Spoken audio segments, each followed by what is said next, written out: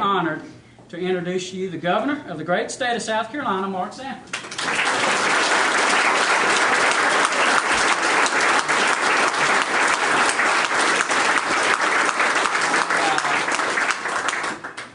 I would first off say congratulations to Ann. I know this is every woman's dream to spend the anniversary here at the fundraiser. I've got a helpline you can call Jenny. Jenny's had to endure some of the same sorts of things over the years, but indeed, happy anniversary. To Rusty and Jennifer, thank you all for opening up your house. And to all of you all, thank you for coming to support Kevin. I mean, I just think it's incredibly important. I think Rusty said a very interesting thing in his introduction. I don't know whether you used the word lion or tiger or bear, but there was some... Warrior, that's what it was. I'm in my boys mode. Lions, tigers, and bears. But he used the word warrior.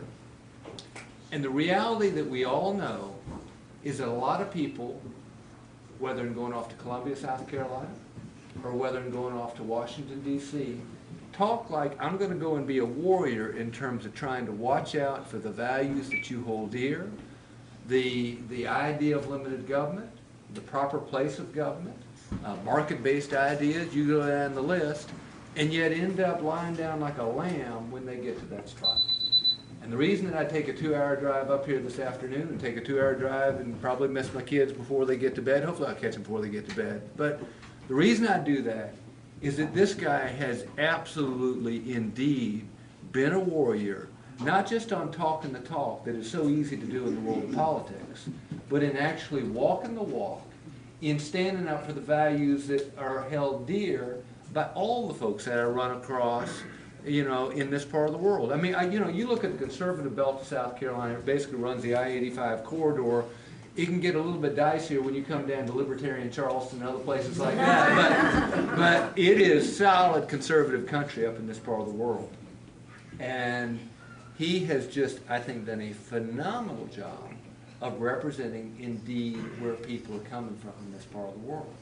I think that representing that viewpoint is also incredibly important to this larger spot that we find ourselves in the world these days. I talk ad nauseum about Thomas Friedman and a flat world and 6.5 billion folks, and this is the competition we're in. And a lot of folks who've endured this notion of a relative, a family, a friend member living in a small town with a textile plant shuts down, knows how competitive today's world is. The reality is, if we're not a little bit leaner and meaner as a government in the platform that we set, where then private enterprise and businesses and individuals and dreamers go and build what they build. And if we're not a little bit more lean in that process, we can't be competitive. So it's not just important in terms of representing where people happen to come from, because that's the ideology that's born in the heart, as a real world solution or alternative to that which ails this part of the world and frankly the nation as a whole.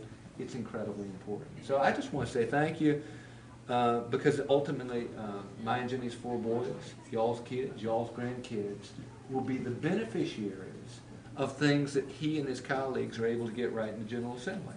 And he's very right on this notion of there being a rising tide. At times I feel like I'm just beating my head against the wall and thinking, what in the world am I doing with my life? Is this where God wants me or not want me? Am I totally wasting my time?